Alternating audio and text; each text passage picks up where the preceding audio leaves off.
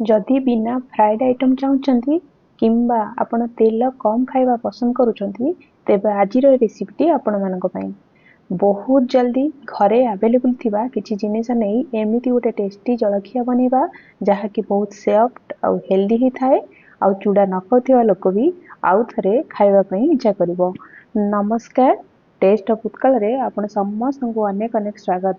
आजिर poha recipe बा tasty healthy चूड़ा जलखिया बनैया पई एठी मु गोटे कप चूड़ा नेची आमर घरे अवेलेबल थिबा से मोटा या पतला किछि भी चूड़ा आपण एठी यूज करि परिबे।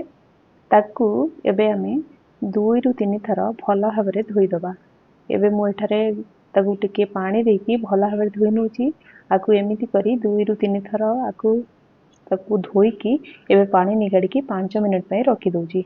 एबे चूड़ा या भितर हमर 5 मिनिट भल भाबरे हेई गलानी। देखंतु चूड़ा हमर बहुत सॉफ्ट हे जैची, पूरा फुला फुला हे जैची। आउ एमिति सॉफ्ट हे गला परे हमको ग्राइंड करबा इजी होबे। एबे हमर ए चूड़ा को गोटे मिक्सचर ग्राइंडर रे मु दे दूची। एबे चूड़ा को मैं मिक्सचर ग्राइंडर रे रखि दबा। जेति की हमें चूड़ा नैचे तार 3/4 एठी मु सुजी ऐड करूची, जोटा कि आउ टिके दाना दाना हे कि पाटी की लागि थाए। आउ एते चूड़ा चिकटा चिकटा हे कि लागिबनी, तो हमको खाइबा को भल लागि थाए। आउ टिके 1 इंच अदा और गोटे कंचा लंका एठी मु दउची। और अल्प हाफ टेबल स्पून जीरा एठी मु दउची। और गोटे बाउल दही एठी हमें नबा। आपन को जदी एठी आउ पानी रो दरकार होची तो आउ टिके पानी रो यूज करके भी आकु ग्राइंडिंग करिवे। आउ एठी स्वाद अनुसार मु एठी लूण दे दूची। एबे आकु भल भाबरे गोटे स्मूथ पेस्ट बनै दबा, जेमिति हमरो डोसा और इडली पई बैटर बना जाए। देखंतु एति की कंसिस्टेंसी रहिबो। तो आपन को जदी पानी रो दरकार होची टिके टिके पानी देई ताकू ग्राइंड करनेबे। एबे चूड़ार बैटर टाकू मु गोटे एमती बाउल को बाहर करनउची।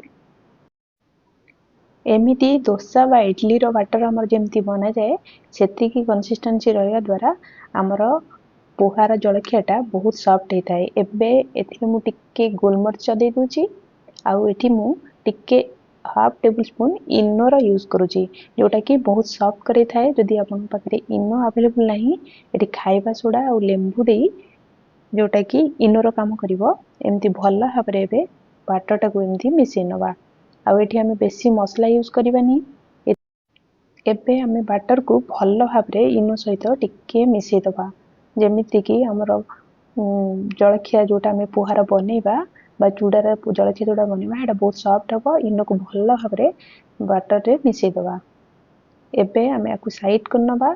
एमिति गोटे मु स्टील प्लेट नेची, आपण पाखरे केकटिन थिले केकटिन भी यूज कर परिबे। एथिरे मु टिके एथिरे तेल दे दूची और तेल एमती टिके चारियाडे स्प्रेड करनउची, जोटा कि हमर एथिरे बैटर दबा द्वारा बैटरटा तळे लागिबनी, भल भाबरे इजीली छाडी जिवो। एबे तेल दे दिली। एबे हमें एथिरे टिके बैटर टाकू दे दबा।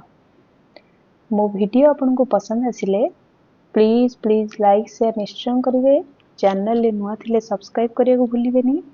और पाखरे थिबा बेल आइकन को क्लिक करंतु, ताकि मु अपलोड करिवा नेक्स्ट वीडियो रो नोटिफिकेशन आपन को आगे जिवो। एबे मु बैटर टाकू दे दीची।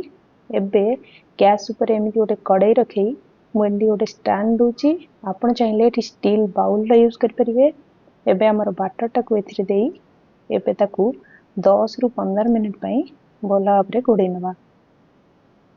प्री हीट करके रखी दिली मु को पानी हमर प्री माने हीट हे जाइतिला। एबे हमर 10 रु 15 मिनिट हे गलानी। एबे देखंतु हमर चूड़ार जलखियार जो बैटर हमें देइथिले एटा पूरा भल भाबरे हे जाइची। एमिति गोटे टूथपिक साहाय्य रे आपन टेस्ट करि परिबे। यदि लागु नथिबो आपन जानिबे भल भाबरे हे जाइची। आकु एबे हमें ठंडा करिया को छाडी दबा। एबे ये भल भाबरे ठंडा हे गलानी। एबे ताकू निज अनुसार एमिति पीस पीस करी काटी नवा। आपन को जेमितिया पसंद से अनुसार एठी कट दे देबे। तो एमिति ठंडा हैला पर आ जति आपन को छुरी टे टिके टिके लागु थाए तो टिके पानी बा तेल रे यूज करी एमिति को काटी नियंतु। बहुत टेस्टी आ बहुत हेल्दी मध्य। आपन को चा सहित संध्या बेले स्नैक्स रे यूज कर परिबे। सकाळे छुआ को टिफिन ने भी दे परिबे। आउ आकु गोटे रु 2 दिन एमती स्टोर करी फ्रिज रे भी रखी परिबे। जहाँकि आम पर यूज करें एमती पीस पीस कर काटी देछि देखिले आपण जानि पड़थिबे ये केते सॉफ्ट देखा जाउची आउ खाइबा भी बहुत टेस्ट लगी थाए। एमिति मु ताको पूरा सैंडविच शेप रो टिके टिके करी काटी नउची आपन को जेमिति पसंद निज अनुसार आकु एमती कट लगे देबे आपण चाहिले आकु सेमिति भी खाई परिबे से सेमिति भी भल लगी थाए आउ जदी एथिरे टिके तड़का लगे दबा से आहुरी टेस्ट बहुत बढ़िया लगी थाए।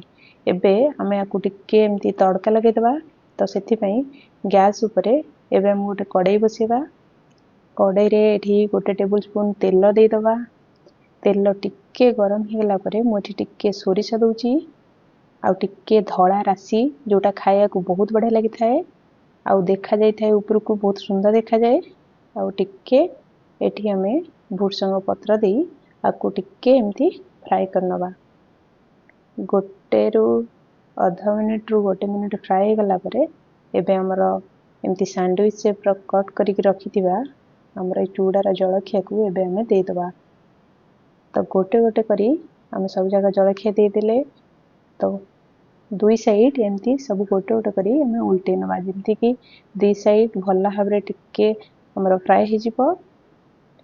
एबे मु सब जगह गोटे गोटे करी उल्टे दूची आपण भी निश्चय ट्राई करंतु बहुत टेस्टी आ हेल्दी समस्त को छुआंठू बड़ पर्यंत पसंद आसीबो आउ आपणकर केमिति होची मते कमेंट बॉक्स रे निश्चय जणातु। एबे दुई साइड हमर हे गलानी एबे एमती साइड करी करी साइड उडा भी हम टिके हवा पई दबा एबे देखंतु पूरा परफेक्ट भाव रे हमर जलखिया बनी के रेडी हे गला आमे ताको एमती गोटे प्लेट को बाहर करनबा आ एमती गरम गरम ग्रीन चटनी या टमाटो सॉस सहित सर्व करबा। रहुची नमस्कार देखा हबो नेक्स्ट वीडियो रे।